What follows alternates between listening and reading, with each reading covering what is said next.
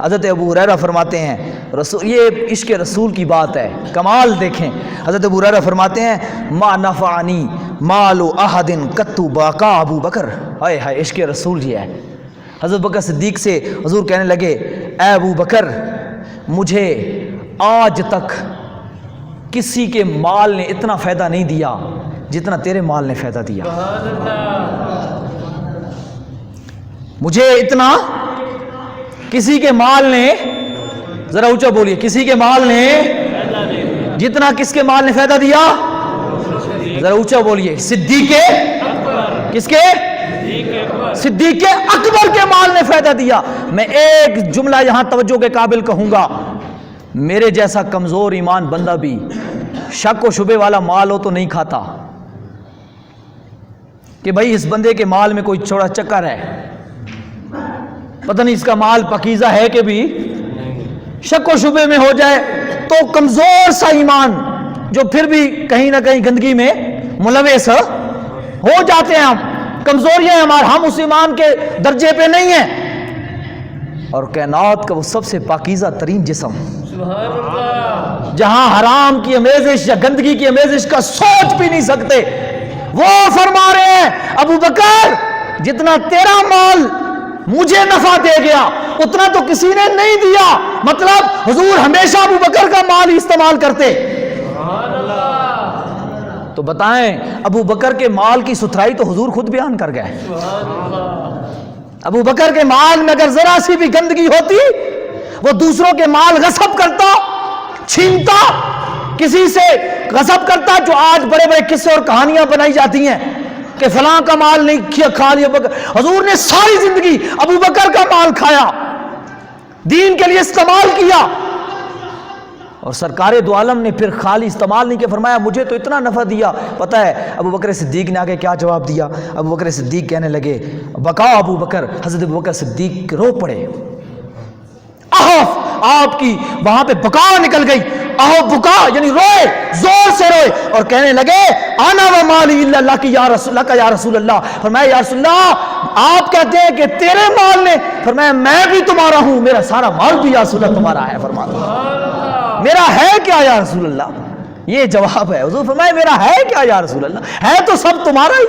یہ سب تمہارا، یہ آج تو ہم سب کہتے ہیں یہ سب تمہارا کرم ہے آقا کی بات اب تک بنی ہوئی ہے، لیکن حضور کی ذات کی جب بات آ جائے نہ مال حضور کی طرف جاتا ہے نہ جان حضور کی طرف جاتی ہے۔ گناہ کی طرف دیکھیں تو نٹ اور خسرے ہو نا، لوگ ہزاروں اور لاکھوں روپے اوپر ڈال دیتے ہیں اور دل کے اندر کوئی ذرا سی بھی پریشانی بھی نہیں ہوتی، غریب سے غریب آدمی بھی 3-4 ہزار ڈال دیتا ہے جو دیہڑی دار ہوتا ہے، اور جب اگر وہاں پہ دین کے لیے ہمیں تھوڑا سا کچھ دینا پڑ جائے تو ہمارے جیب سے 10 روپے بھی نہیں جاتے۔ اس پہ میرا جو تجزیہ ہے وہ یہ ہے کہ ہمارے مال اللہ کے نزدیک اتنے مردود ہو چکے ہیں کہ اللہ انہیں اپنی برگاہ میں لے آ کے آنا ہی نہیں چاہتا، وہ اتنا گندا مال ہے کہ رب چاہتا ہے گندی جگہ پہ ہی جائے، وہ تو ستھرے مال لیتا ہے، اس لیے ہمارا مال اس قابل ہی نہیں۔ تو میں یہاں کہنا چاہوں گا اتنا قابل مال بناؤ ابو بکر صدیق کی طرح کہ حضور اسے لیں۔ یہ آخری میری بات ہے تاکہ بات پوری ہو جائے، پھر انشاءاللہ اس موضوع کو بھی آگے لے کے جائیں گے۔ حضرت ابن مسیب فرماتے ہیں کہ کان رسول اللہ یکدی فی مال ابی بکر کما یکدی فی مال نفسی، کمال یہ ہوتا ہے محبوب کا، باتیں بڑی ہو جائیں گی، میں اس حدیث پہ گفتگو تو کرنا چاہتا تھا لیکن صرف انتہا میں یہاں کہنا چاہتا ہوں۔ حضرت سعید بن مسیب فرماتے ہیں، یہ حدیث مرسل ہے، کہتے ہیں کہ حضرت رسول اللہ حضرت ابو بکر کا مال اس طرح استعمال کرتے تھے جس طرح اپنا مال استعمال کر رہے ہیں، اتنا یقین تھا حضور کو، اتنا پاکیزہ بھی مال تھا اور اتنا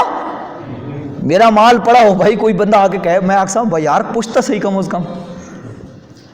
یار میں کوئی انہیں ویلا والا تو میرا مال نہیں نہ جا، یار چلو کم از کم پوچھتا لے، اور میں نہ حضور پوچھتے بغیر ابو بکر صدیق کا مال اس طرح استعمال کرتے تھے جس طرح اپنا مال استعمال، کیونکہ ابو بکر صدیق نے کہا تھا یا رسول اللہ ہم ہیں کیا، ہمارا ہے کیا، ہے تو سب کچھ تمہارا ہی یا رسول اللہ، اور حقیقتاً کائنات میں ہے ہی سب کا حضور کا ہی نا، ہمارا کیا ہے، ہمیں تو 2 روٹی کے لقمے ہی نہ ملتے اگر حضور نہ ہوتے تو۔ ہمارے اوپر تو آسمان سے پتھر برس پڑتے، ہم اس زمین پر رہنے کے قابل ہی نہ ہوتے۔ رب فرماتا ہے ماں میرے محبوب آپ جو ان میں ہیں تو میں ان کو عذاب نہیں دیتا، آپ نہ ہوتے تو پھر میں دیکھتا، پھر ان کی جو حالت ہوتی تو پھر یہ دیکھتے۔ فرمایا آپ جو ہیں ان میں وانت فیہم، آپ جو ہیں تو حضور ہی کا تو صدقہ ہے۔ تو اس لیے میں آپ سے عرض کرنا چاہوں گا اپنے مال کو اس قابل بنائیں کہ حضور اس میں سے لیں، اس میں سے رب لے، رب خود تم سے لے، تمہارے دلوں میں ڈال دے کہ لے آ میرا بندہ مال، ستھرا کرو اتنا اپنے مال کو، حلال و حرام کی تمیز ہم پیدا کریں، اور اس لیے اللہ کی برگاہ میں دینے کی کوشش کریں۔ مال تو ہے اسی کا، آج نہیں تو کل چلا ہی جانا ہے اس کے پاس، تو اس لیے ہم اپنے ہاتھوں سے دے جائیں تاکہ ہمارا دیا ہوا ہمارے کام بھی آ جائے تو مال اسی کا ہے۔ تو اس لیے آپ سے گزارش کروں گا کہ یہ صدیق اکبر رضی اللہ عنہ کی زندگی اپنے گھروں میں اس کو اجاگر کریں، اپنے گھر میں بچوں کو پڑھائیں، سمجھائیں کہ یہ ہمارے خلیفہ بلا فصل، خلیفہ اول، خلیفہ برحق حضرت ابو بکر نہیں مانتے الحمدللہ تو ذرا اونچا بول دو، حضرت ابو بکر رضی اللہ تعالی عنہ وارضاہ اللہ عنا۔ آپ کی زندگی اتنی ستھری زندگی تھی، اگر ہماری قوم، ہماری نسل اپنے اسلاف کی طرف اپنا رخ موڑ لے، میں ایمان سے کہتا ہوں آج بھی وہی پھر فضا رب کی طرف سے نور، کرم، فضل، رحمت، نعمت اور اسلام کی ترقی کا وہی منظر نظر آنے لگ جائے گا۔